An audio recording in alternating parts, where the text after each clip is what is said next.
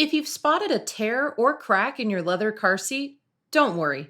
You can often fix small rips in leather upholstery using a repair kit. Make sure to choose a kit that matches the color of your car's upholstery. You may even be able to get an exact match from your car's manufacturer. Before you start, clean the seat using a rag dampened with mild soap and water. Scrub away dust and grime around the damaged area, then let the spot dry completely. Next, take some sharp scissors and trim away any loose threads or ragged edges around the rip. Take a small piece of canvas backing cloth, which comes with most leather repair kits, and slip it into the hole in your car's upholstery. Position it so it sits directly behind the tear. Then glue the edges of the torn leather down to hold the backing cloth in place.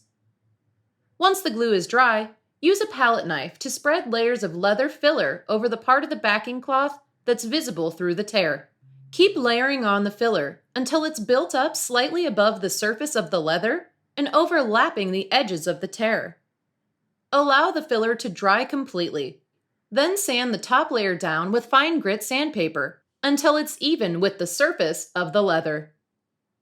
Wipe away the dust with a slightly damp cloth and let it dry. Next, buff leather colorant onto the filler so it matches the rest of the seat. You may need to apply several layers of colorant in order to get a good color match. Once you're satisfied with the results, apply leather sealant over the area with a clean cloth to keep the color from fading or rubbing away.